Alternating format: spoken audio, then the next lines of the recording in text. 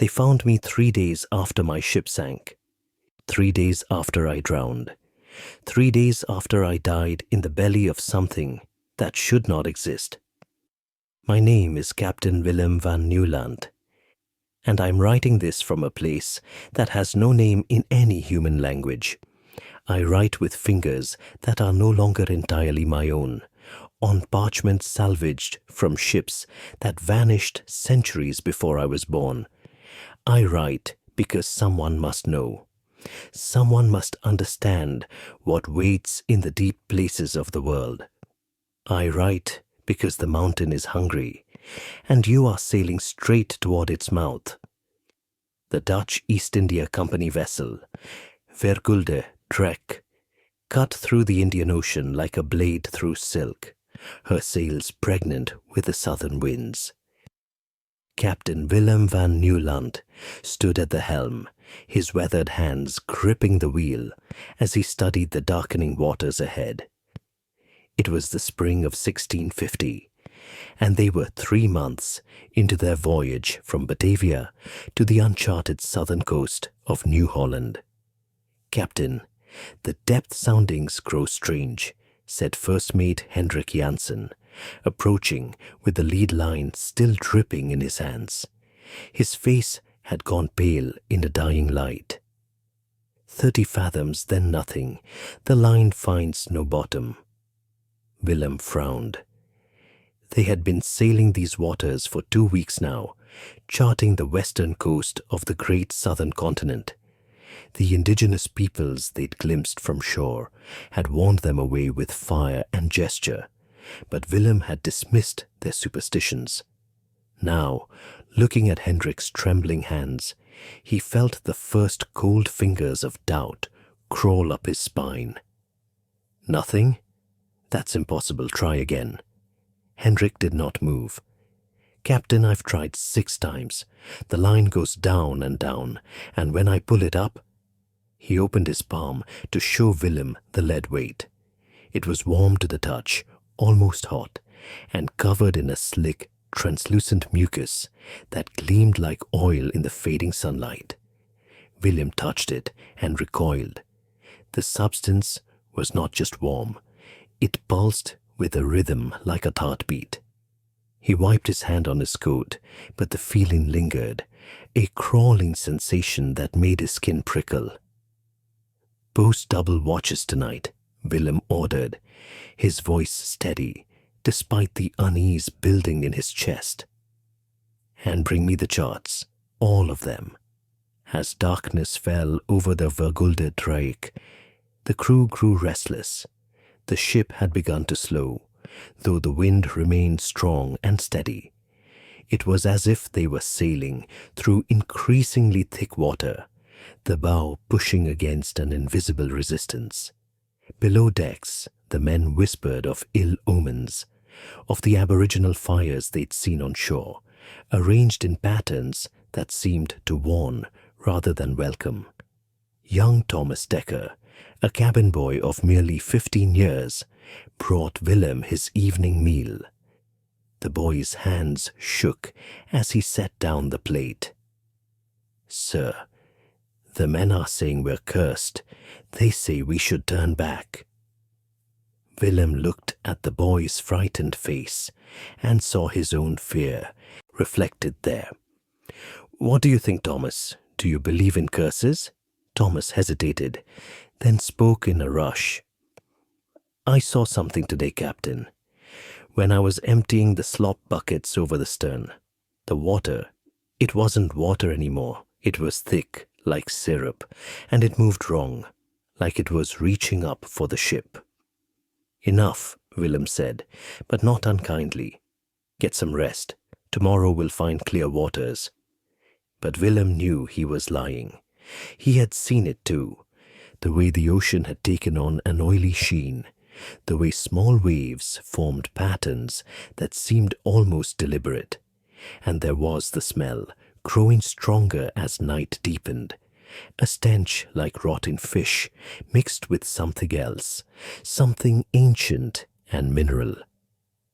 At 2 bells into the middle watch, the screaming began. Willem burst from his cabin to find the deck in chaos. Sailors pointed over the starboard side, their faces masks of terror in the lantern light. He pushed through them and looked down into the water. The ocean was glowing, not with the familiar bioluminescence of plankton, but with a deep, pulsing radiance that seemed to come from far below. It was a sickly green color, like infected flesh, and it illuminated shapes in the water, massive, moving shapes that defied comprehension. "Sweet Jesus," breathed Hendrik beside him. "What is that?" As they watched, the shapes began to rise. First one, then another, then dozens. Enormous pillars of stone or coral or something else entirely, breaking the surface with barely a splash. They were covered in the same translucent slime that had coated the lead weight, and they moved with a terrible organic fluidity. "They're not stone," Willem whispered, realization dawning like a cold sun. "They're alive." The pillars continued to emerge, forming a ring around the ship. Each one was as thick as the mainmast and climbed higher than the crow's nest, their surfaces rippling with bioluminescent patterns. And at the center of the ring, the water began to sink. At first, Willem thought his eyes were playing tricks on him. But no. The ocean was falling away, draining down into some massive cavity below. The Vergulde Drek began to list as the water level dropped, her hull scraping against something beneath. "All hands, drop the sea anchors. Hendrik, get the men on the pumps." But it was too late. The ship was caught, held fast by whatever lay below. The water continued to drain away, revealing more of the pillars and what they were attached to. It was a mountain, or rather, something that resembled a mountain rising from the ocean floor like a cancerous growth. Its surface was not rock, but something that looked like flesh, covered in barnacles and anemones and things that had no name. The pillars were not separate structures, but protrusions from the mountain itself, like fingers or tentacles made of living stone. And at its peak, still far below them, was an opening. A vast, circular maw, lined with what looked like teeth. Thousands of them, each the size of a man, arranged in spiraling rows that descended into absolute darkness. "It's eating the sea," Thomas whispered beside Willem. The boy had appeared at his elbow without the captain noticing. "It's drinking it down." The mountain pulsed and the water drained faster. The Vergulde Drek began to slide sideways, her timbers groaning in protest. Men screamed and grabbed for rigging, for rails, for anything to hold on to. Some fell, tumbling down the tilting deck and over the side, their cries cut short as they struck the exposed surface of the mountain below. Willem watched in horror as one of those men, Peter van der Berg, a good sailor and father of 3, hit the fleshy surface and immediately began to sink into it. Not through it, but into it, as if the mountain skin was absorbing him. Peter screamed and clawed at the surface, but within seconds he was gone, pulled beneath that translucent membrane. His silhouette was visible for a moment longer, thrashing deep within the mountain substance, before even that disappeared. "Cut the masts!" Willem roared. "Lighten the ship! Everything over the side!" The crew scrambled to obey, axes flashing in the eerie green light. The mainmast came down with a crash that shook the entire vessel. For a moment, Willem thought they might stabilize. Then the mountain contracted. It was a movement like breathing or swallowing. The pillars bent inward, and the maw at the mountain's peak dilated wider. The remaining water rushed toward it with the force of a tidal wave in reverse, and the Vergulde Drek went with it. They slid down the mountainside, the ship's hull shrieking against that terrible flesh-like surface. Men leaped overboard in panic, only to be absorbed into the mountain or swept into the moor. Willem lashed himself to the wheel, Thomas beside him, and together they rowed the ship down into darkness. The last thing Willem saw, before they plunged into the moor, was the ring of pillars closing above them like a cage, sealing them in. Then there was only the wet, suffocating darkness, the smell of decay overwhelming, and the sound of the ship breaking apart around them. They fell for what seemed like hours, but could only have been minutes.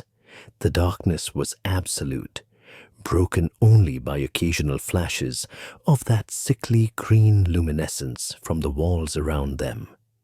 Willem realized they were inside the mountain now, sliding down some massive internal channel. The walls were soft, yielding, and covered in a thick mucus that burned where it touched exposed skin. The ship disintegrated piece by piece. Willem heard the screams of his crew, heard them cut off one by one as they were absorbed into the walls or crushed by falling debris. He held Thomas tight, the boy's prayers mixing with his own in the darkness. Then they hit water, real water, cold and shocking. The impact tore them from the wheel. Willem surfaced, gasping, Thomas beside him. They were in some kind of underground ocean, lit by that same green bioluminescence.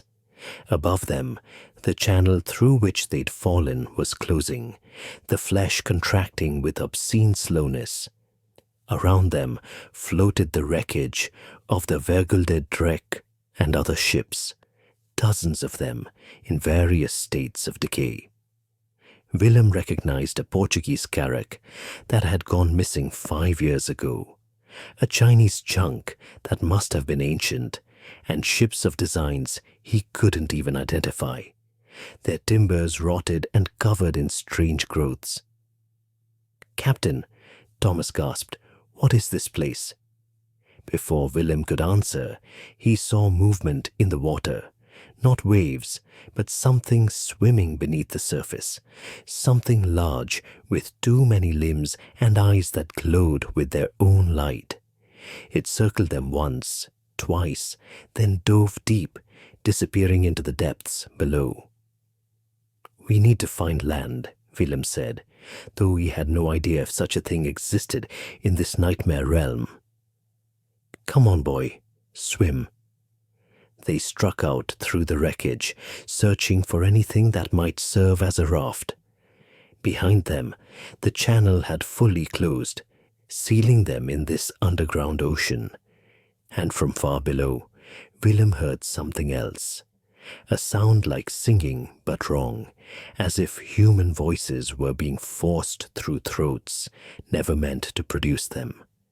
The mountain had swallowed them whole, and now, in its belly, they would learn what horrors nested in the deep places of the world.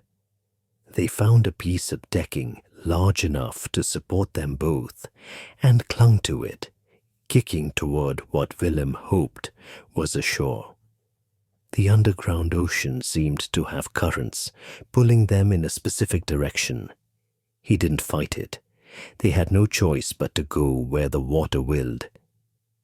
As they drifted, Thomas suddenly grabbed Willem's arm. "Sir, look at the wrecks. Really look at them." Willem did, and his blood turned to ice. The ships weren't just floating, they were arranged in a pattern, a spiral that led toward the center of this subterranean sea. And at the center, rising from the water, was another peak. A smaller mountain, or perhaps the top of the same one they'd been swallowed by. But this peak was different. It was covered in structures that might have been buildings, carved from the same living stone as the mountain itself. Lights flickered in window-like openings, and Willem could see movement on what might have been streets or causeways. "There's a city down here," he breathed. "A city inside the mountain." Thomas began to weep. "We'll never get out, will we, Captain? We are dead men, just like all the others." Willem wanted to comfort the boy, to tell him they would find a way.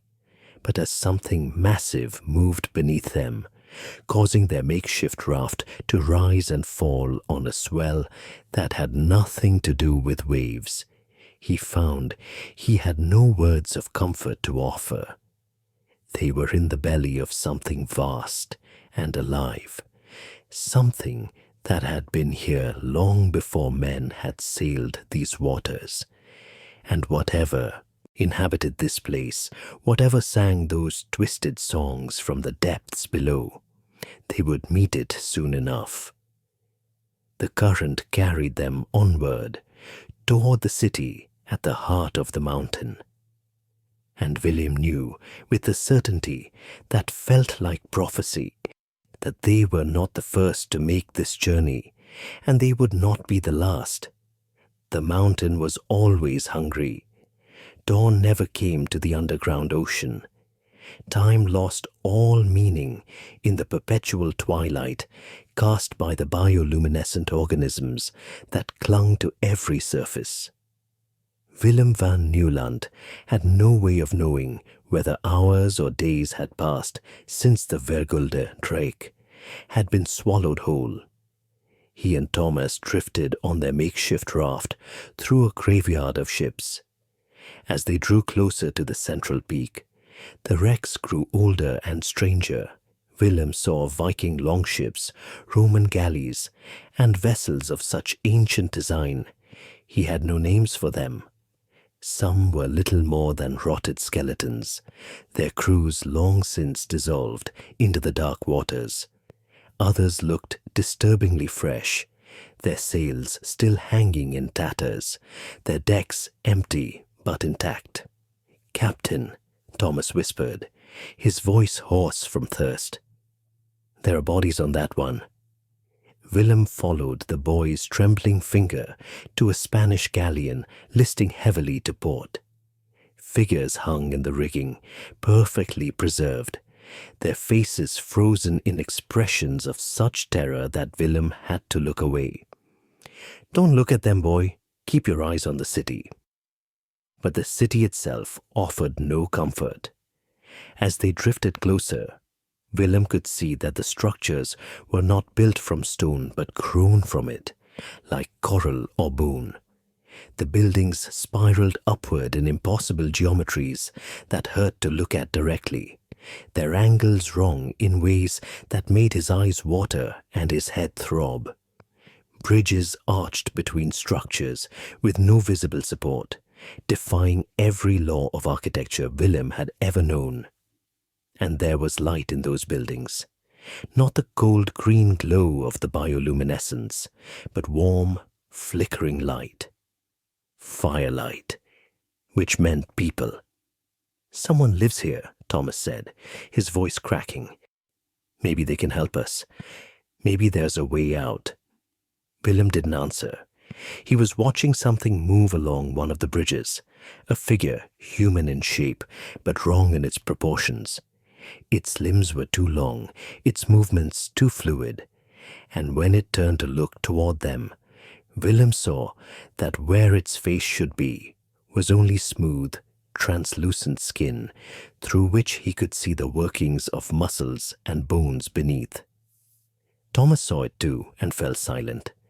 Their raft scraped against something solid. A dock, Willem realized, though it too was made of that same living stone. Steps led upward from the water's edge, worn smooth by centuries of use. At the top stood an archway carved with symbols that seemed to writhe and shift when he looked at them directly. "We should stay on the water," Thomas said. "Captain, please. Something's wrong with this place. Everything's wrong with this place, boy. but we'll die of thirst if we stay out here. Come on." Willem helped Thomas onto the dock. The stone was warm and slightly yielding beneath their feet, like standing on skin. As they climbed the steps, Willem noticed markings etched into the stone. Tally marks, thousands of them, covering every available surface. How many ships? How many men? How many centuries had this place been feeding? At the top of the steps, they paused beneath the archway. The city spread before them, its twisted spires reaching toward a ceiling of living rock so high it disappeared into darkness. Streets wound between buildings in patterns that made no sense, doubling back on themselves, leading nowhere and everywhere at once. And in those streets, figures moved. They were humanoid but corrupted, their bodies changed by long exposure to whatever dark force animated this place. Some had limbs that bent in too many places. Others had skin that had become partially translucent, showing the organs working beneath. Still others had features that seemed to shift and flow like wax, never settling into one form.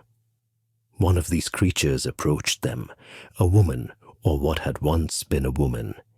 Her face still held traces of humanity, but her eyes were clouded white and weeping a thick, luminous fluid. She wore the rotted remains of clothing from at least a century past, Spanish in style, and around her neck hung a golden crucifix that seemed obscenely bright in this dark place. "Nuevos," she whispered, her voice like wind through a broken flute. "New ones. The mountain grows hungrier. It used to wait years between feedings, now weeks. Soon it will feed constantly, and there will be no room left in the city for us all." Willem found his voice. "What are you? What is this place?" The woman laughed, a sound like breaking glass. "We are the drowned. Those the mountain did not digest, those who survived the journey down its throat but could not survive the journey back. We are prisoners in the belly of the deep, and we have been here so long we have forgotten our names, our languages, even our gods." She touched her crucifix, and her face spasmed with something that might have been grief. Though some things remain, echoes, shadows of what we were. Thomas had pressed himself against Willem's side, trembling. "Is there a way out? Please, there must be a way out." "There is one way," the woman said, pointing toward the center of the city. "At the heart of the mountain is the chamber of the deep. It is where the mountain digests, where it absorbs us slowly, pulls us into itself, one by one. But it is also where the mountain is weakest, where its flesh is thinnest. Some believe that if one could reach the very center of that chamber, one might cut through to the sea beyond." "You've tried?" Willem asked. "Many have tried. All have failed. The chamber is full of the mountain's servants, those who gave themselves willingly to it, who worship it as a god. They do not allow anyone to reach the center. They drag them down into the digestive pools, where the mountain's acids slowly dissolve flesh from bone over years, decades even. The screaming," she shuddered. "The screaming never stops." Willem looked at Thomas, saw the despair in the boy's eyes. "We have to try. We can't stay here. We won't become like you." The woman's face twisted into something that might have been a smile. "You already are Dutch, Captain. You breathed in the mountain's vapors when you fell. You drank of its waters. Even now, it is changing you, remaking you cell by cell. In a month, you will be as we are. In a year, you will have forgotten you were ever anything else." She was right. Willem could feel it, a tingling in his extremities, a numbness spreading through his chest. When he looked at his hands, he saw that the skin was beginning to lose its opacity. He could see the faint outline of bones beneath. "How long do we have, Iya?" he asked quietly. "Days, perhaps, not more." "Then we go to the chamber of the deep, now, while we're still human enough to try." The woman studied them for a long moment, then nodded. "I will take you as far as I dare. Follow me, and do not stray from the path. There are things in the side streets that hunger for flesh, that still remembers being alive." She led them into the city, through winding streets that seemed to shift and change when Willem wasn't looking directly at them. They passed other drowned, hundreds of them, perhaps thousands, representing every nation that had ever sailed these waters. All bore the marks of the mountain's transformation, their bodies twisted into new and terrible forms. Some called out to them in languages Willem didn't recognize. Others simply watched with those milky, weeping eyes. One man, an Englishman by his rotted naval uniform, grabbed Thomas's arm as they passed. "Don't go to the chamber," he hissed. "Stay here with us. Learn to accept it. Learn to love the mountain as we do. It will be easier. So much easier than fighting." Thomas tore free and ran to catch up with Willem and their guide. The Englishman's laughter followed them, growing fainter as they descended deeper into the city. They came at last to a massive circular plaza at the city's heart. In its center yawned a pit so vast Willem could not see its far edge. A bridge of living bones stretched across it, leading to a temple that rose from the pit's center, a structure of such alien beauty and wrongness that Willem's mind refused to fully comprehend it. From the pit rose a sound, a wet, rhythmic pulsing like a massive heartbeat. And with each pulse came a wave of heat and the overwhelming stench of digestion. "The chamber of the deep is below," their guide said. "Down in the pit at the bottom of the temple. I can go no further. The servants will not allow me to approach." She looked at them with something that might have been pity. "You will not succeed. No, one never has. But perhaps that is why the mountain allows these attempts. It enjoys watching us hope." Willem gripped Thomas's shoulder.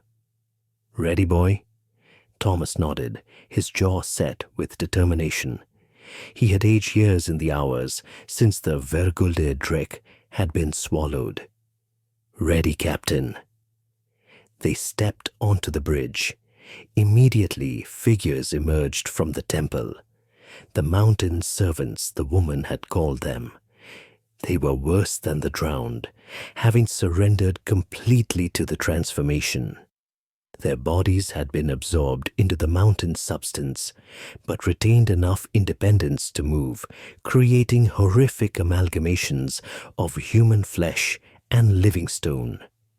They flowed across the bridge toward Willem and Thomas, reaching with too many hands, speaking with too many mouths. "Join us," they sang in dissonant harmony. "Join the mountain. Become part of the deep. It is bliss. It is ecstasy. It is the only truth." Willem drew his blade. He'd managed to hold on to it through their fall, and stood his ground. Thomas grabbed a piece of bone from the bridge and held it like a club. The servants rushed forward. What followed was less a battle than a desperate flight.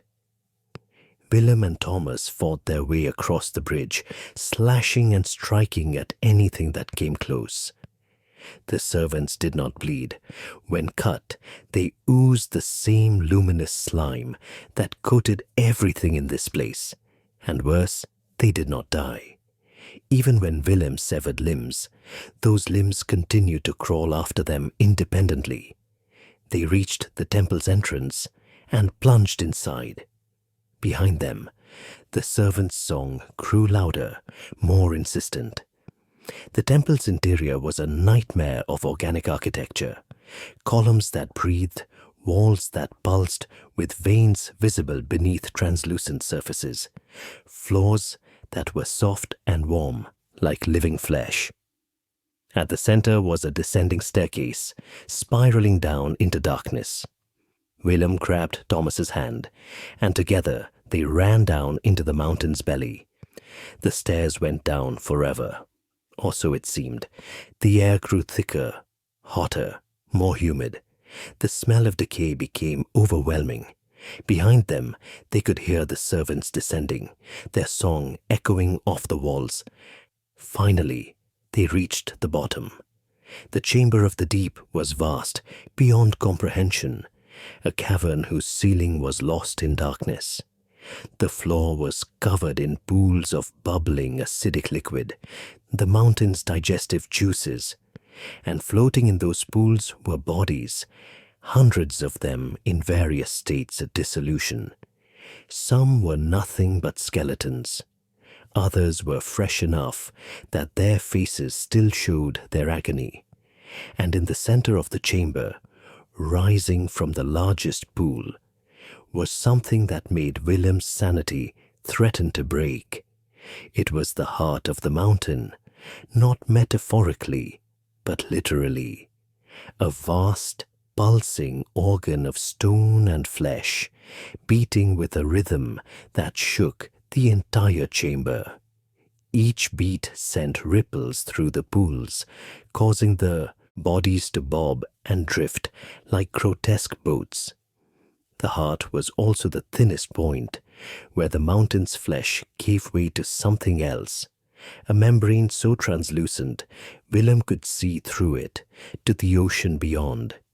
Freedom lay just beyond that membrane, but between them and it was a pool of acid, and the servants, who were even now emerging from the staircase behind them.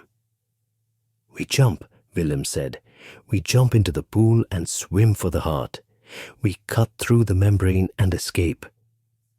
"The acid," Thomas began, "will kill us, yes, but slower than staying here. At least we die trying, boy. At least we die human." Thomas looked at him, and Willem saw in the boy's eyes a courage that humbled him. "Together then, Captain. Together." They clasped hands and ran toward the edge of the largest pool. Behind them, the servant's song rose to a crescendo. Ahead, the mountain's heart beat its terrible rhythm. And as they leaped into the dissolving embrace of the chamber's depths, Willem prayed to a god he wasn't sure existed anymore, that they would be fast enough, strong enough to reach the membrane before the mountain consumed them completely. They hit the acid, and the world became pain. The acid burned, but not as Willem had expected. It was cold rather than hot, a freezing fire that seared nerve endings and set every inch of his skin ablaze with agony. Beside him, Thomas screamed, his voice lost in the bubbling of the pool. Willem grabbed the boy and pulled him forward, toward the pulsing heart at the chamber's center. The pool was deeper than it had appeared from the edge, or perhaps it was the acid slowly dissolving their bodies that made swimming so difficult. Willem's limbs felt heavy, unresponsive. When he looked down at his hands, he saw that the skin was sloughing off in translucent sheets, revealing muscle and tendon beneath. The mountain was digesting them alive. They swam through a forest of the dead. Bodies floated past them in various states of decay, some ancient, little more than skeletons dressed in armor, from empires that had fallen centuries ago, others fresh enough that their eyes still held recognition. One corpse grabbed Willem's ankle as he passed, fingers closing with unexpected strength. He kicked free and saw that it was not truly a corpse at all, But one of the drowned who had tried this path before and failed, now trapped in the acid, slowly dissolving, but unable to die. Please, the thing that had once been human whispered through melted lips. Pull me under. End it. I've been here for 60 years and still I live. Still the mountain keeps me conscious. Please. Willem tore away from those clutching fingers and swam on. He couldn't help the man. He could barely help himself. The mountain's heart loomed before them, vast and terrible. With each beat, it sent shockwaves through the acid that threatened to push them back toward the edge. But with each beat, the translucent membrane that surrounded it also became visible, and through it, Willem could see the blessed darkness of true ocean water. They reached the heart's base, their bodies ruined by the acid, but still clinging to life through sheer will. Willem pulled himself onto the organ itself. It was solid enough to climb, though warm and yielding like human flesh. Thomas hauled himself up beside him, his face a mask of agony. Most of the boy's left arm had dissolved away, showing bone wrapped in strips of remaining muscle. Behind them, the servants were entering the pool, but unlike Willem and Thomas, they seemed immune to the acid's effects.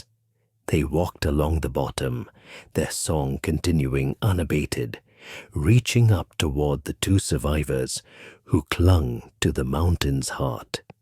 "Cut through," Thomas gasped. "Captain, your knife. Cut us free." Willem drew his blade. The metal had been partially eaten away by the acid, but enough remained to serve as a weapon. He drove it into the membrane surrounding the heart, and the mountain screamed. It was not a sound, but a vibration that passed through every molecule of the chamber. The heart's rhythm stuttered and quickened.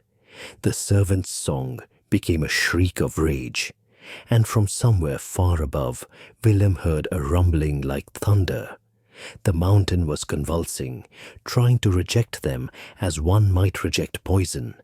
He sawed at the membrane, each stroke bringing a fresh wave of that terrible scream vibration. The membrane resisted, thick and tough as whalehide. Black ichor oozed from the wound, mixing with the acid below. Thomas grabbed the edges of the cut and pulled. Trying to widen it, his remaining strength poured into this final effort. The membrane split. Ocean water rushed in through the opening, cold and clean and real. It mixed with the acid, diluting it, and Willem felt the burning begin to ease. He grabbed Thomas, and together they crawled toward the opening, even as the servants climbed the heart's sides toward them. "Go!" Willem shoved Thomas through the opening. The boy tumbled out into the darkness beyond, into blessed escape. Willem started to follow, then felt hands close around his legs. The servants had reached him, dozens of them, their faces pressed against his, their many mouths still singing their hymn to the deep. They pulled him back, away from the opening, back toward the digesting pools below. "Captain," Thomas's voice came from beyond the membrane, already fading. "Captain, no." Willem twisted, his acid-ruined body barely responding. He looked back at the servants and saw something in their clouded eyes. Not malice, but desperation. They were trapped here, bound to the mountain by their own choices, and they could not bear to see anyone escape.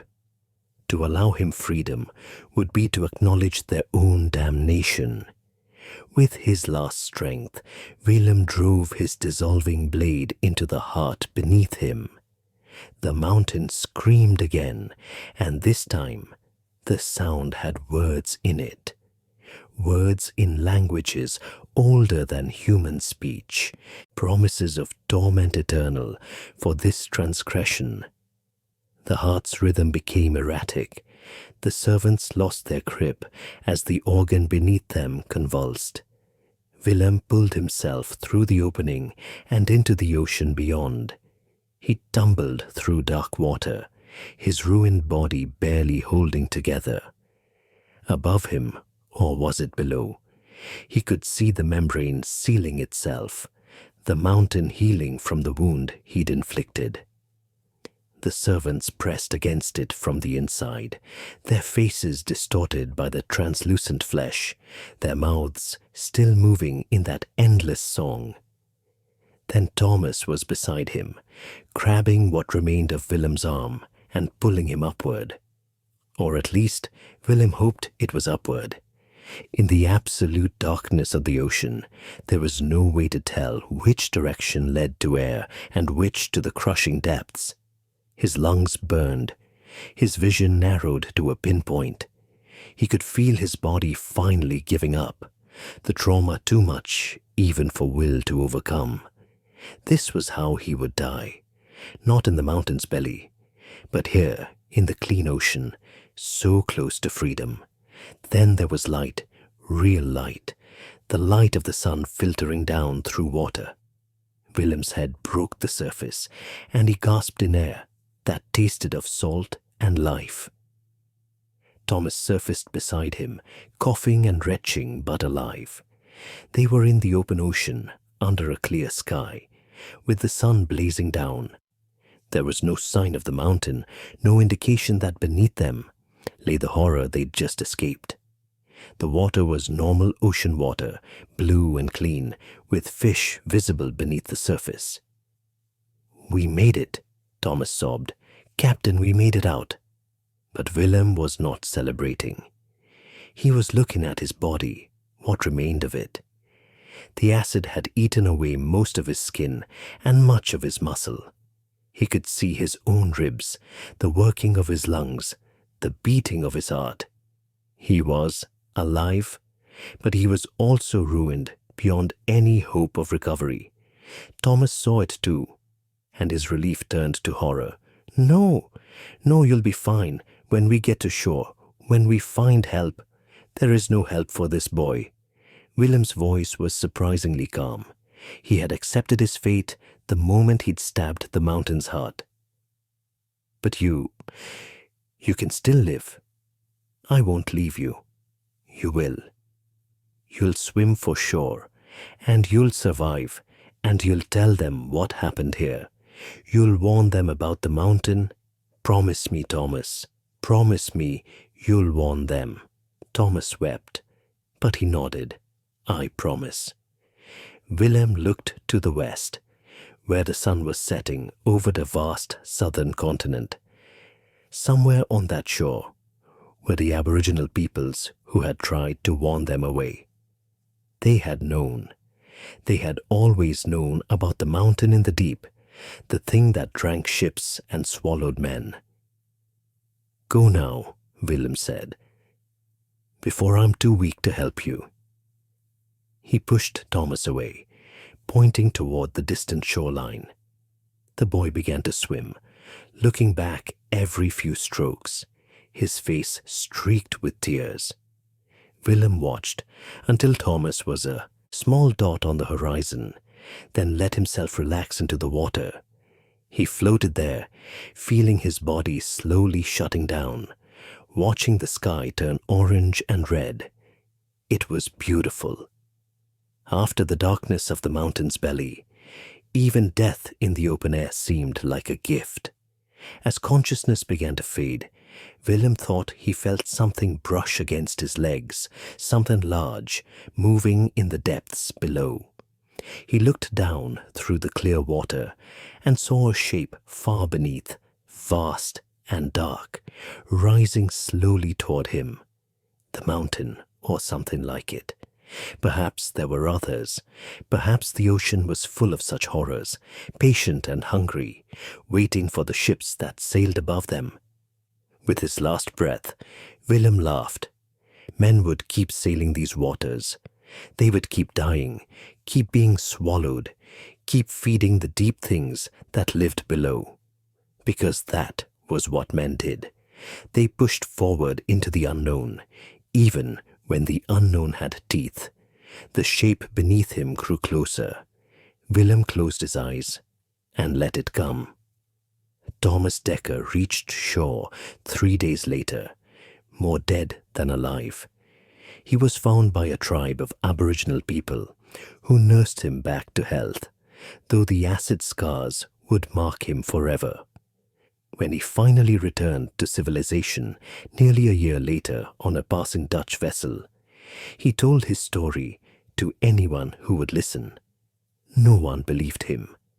The Vergulde Drake was listed as lost at sea, victim of storms or reefs, or any of the 100 hazards that claimed ships in those uncharted waters.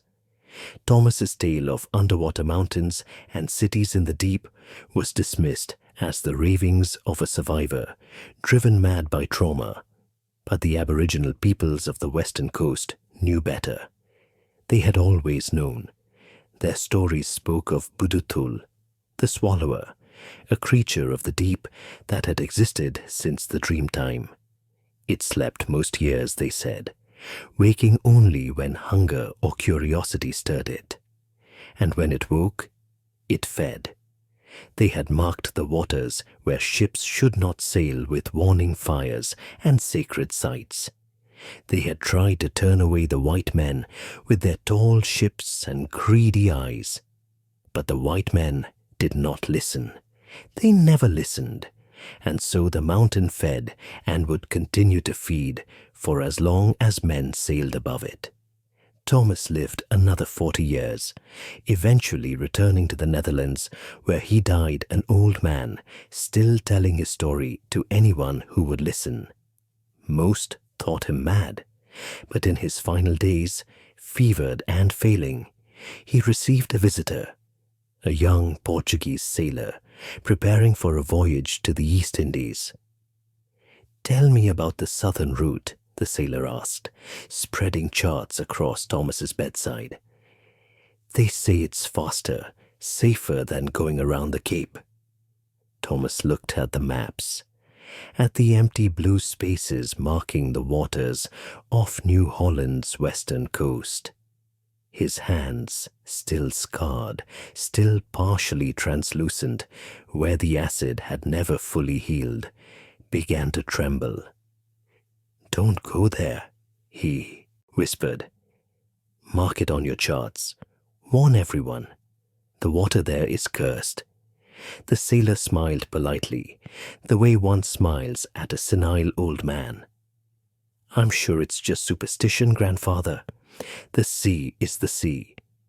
Thomas grabbed the young man's wrist with surprising strength, his milky eyes boring into the sailor's. "The sea is not just the sea. There are things below that have been hungry since before men walked. And they're always waiting, always feeding." The sailor pulled away, disturbed, and left quickly. Thomas died that night, his final words a warning that went unheeded. The sailor's name was Antonio Rodriguez. His ship, the Santa Maria do Monte, set sail 3 months later, bound for Batavia via the southern route. It was never seen again.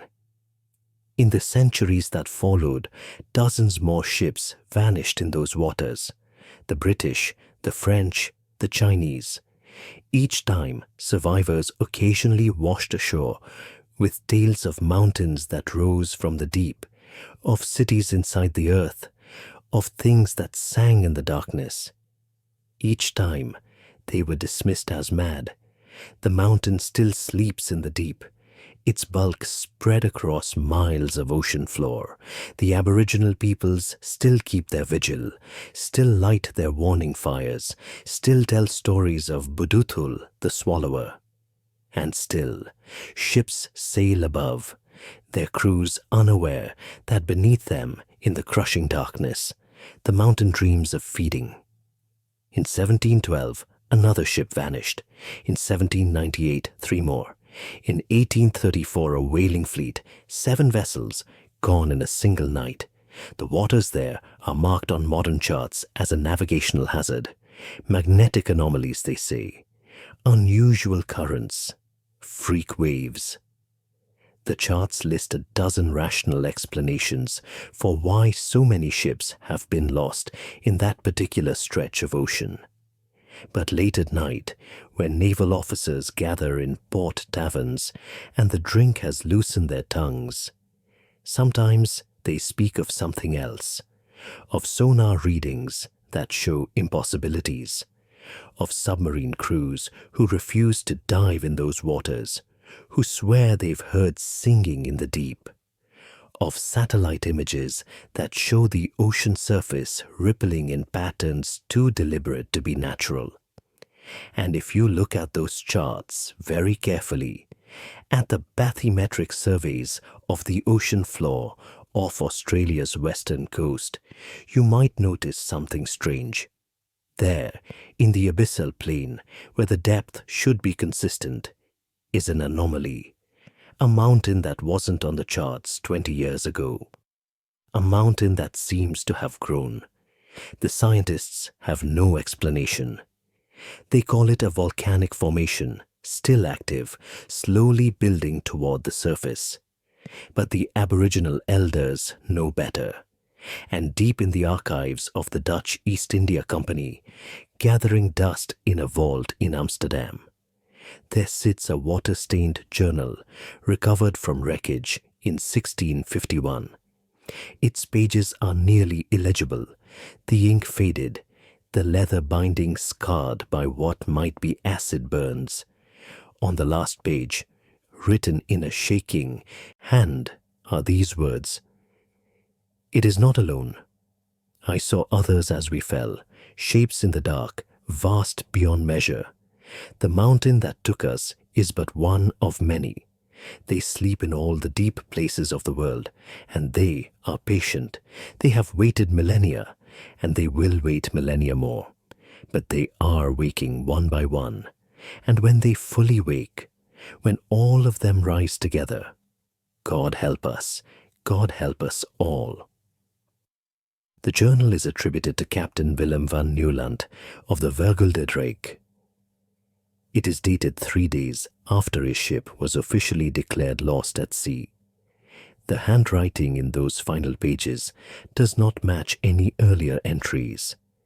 And at the bottom of the last page, preserved in the dried ink, is a fingerprint, translucent, showing the whorls and patterns of the skin, but also what lies beneath, the shadow of bone, visible through flesh that should have been opaque. The journal has never been displayed publicly.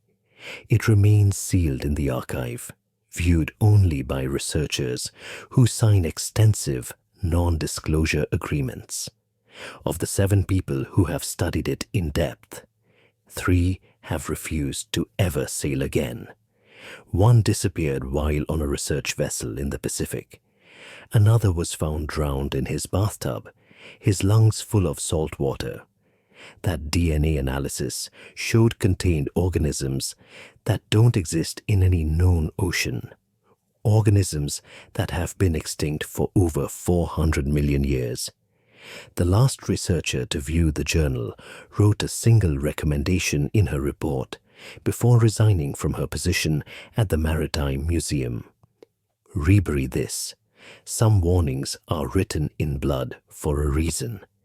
The deep places should remain deep, and what sleeps there should remain asleep. Her recommendation was ignored.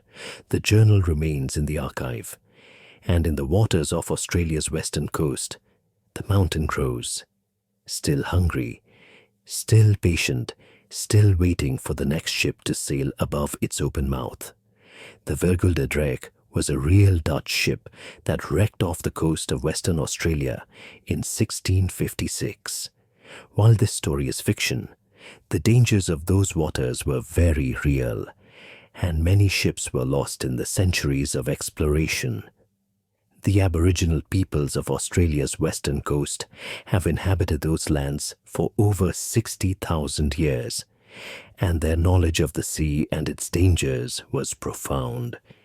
Perhaps some warnings should be heeded.